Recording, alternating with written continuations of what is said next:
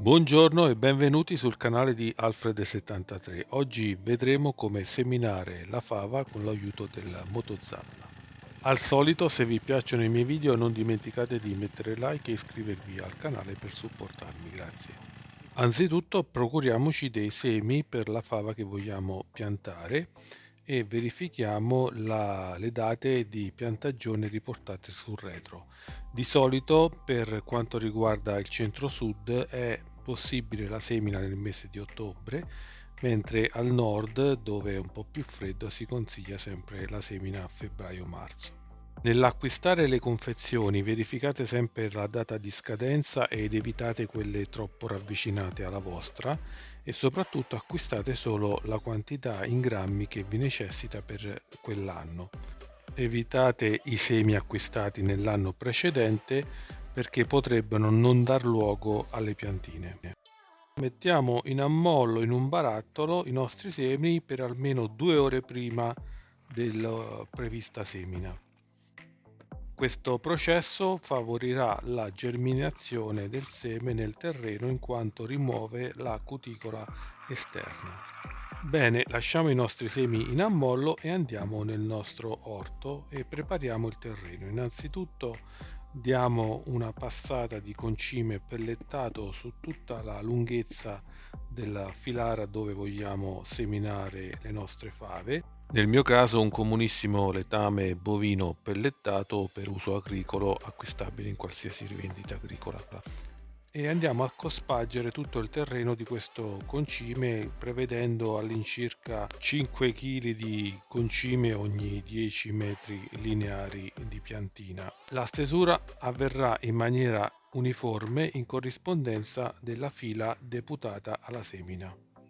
A questo punto prendiamo il nostro motozappa e per effettuare un solco più profondo vado a invertire lo sperone del mio motozappa in modo da farlo rivolgere verso il davanti e avere così una profondità di solco maggiore. Fatta questa operazione sono pronto per effettuare la fresatura del terreno, che è un terreno argilloso che ben si adatta alla coltivazione di questo legume. Nel frattempo, se vi sta piacendo questo video, non esitate a mettere like e iscrivervi al canale per supportarmi, grazie. Inizio una prima fresatura del terreno con la prima marcia e poi effettuo, essendo il terreno abbastanza morbido, una seconda passata con la seconda marcia. In questo modo la terra verrà più finemente tritata. Considerando la profondità di semina di 3-4 cm, la nostra fresa dovrà entrare almeno a 20 cm per garantire della terra morbida alle future radici. Una volta che la mia terra avrà un aspetto farinoso, sono pronto per effettuare il solco definitivo in cui avverrà la semina, cercando possibilmente di andare più dritti possibili. Effettuiamo il solco per tutta la lunghezza. Quando utilizzate queste macchine vi ricordo di usare tutta la massima attenzione per garantire la vostra sicurezza e la vostra incolumità e soprattutto di verificare il corretto funzionamento delle leve di spegnimento di sicurezza presenti sul vostro motozappa.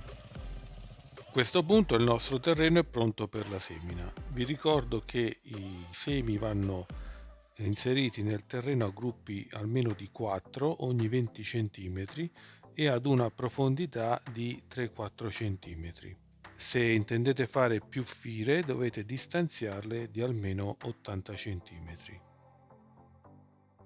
Poiché per questa semina ho deciso di usare un seminatore manuale composto da una leva e da un beccuccio a pappagallo che si apre e rilascia il seme nel terreno, ho deciso di fare anche una modifica a questo attrezzo per misurare automaticamente la distanza utilizzando una fascetta lunga 30 cm. Si tratta di una fascetta da elettricista che però è riciclabile, cioè può essere facilmente riaperta.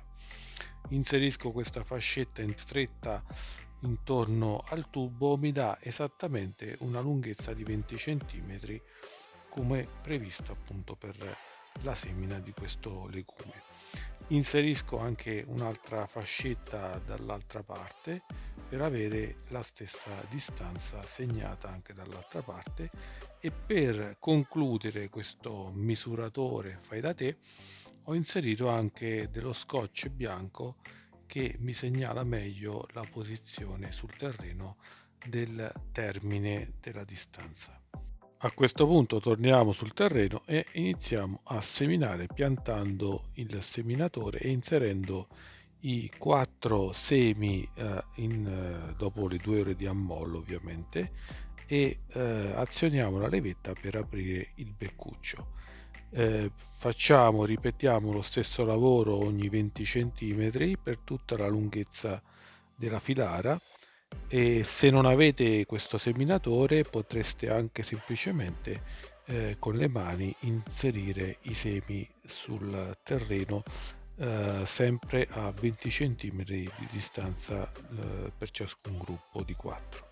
Fatta questa operazione prendo il rastrello e vado a ricoprire tutto il solco per tutta la lunghezza, creando una sorta di mucchietto di terra per tutta la filara, in modo che con poi le piogge questa terra penetrerà nel solco scavato. E a questo punto non mi rimane che dare una bella annaffiata di tutta la filara e aspettare che la natura faccia il suo corso. Quando le piantine saranno arrivate a circa 10-15 cm di altezza, provvederò a rincalzarle. Fatto questo, non ci rimane che aspettare maggio-giugno per la raccolta di questo fantastico legume. Bene amici, io vi ringrazio per la visione, vi invito a mettere like, iscrivervi al canale e vi do appuntamento al solito alla prossima volta.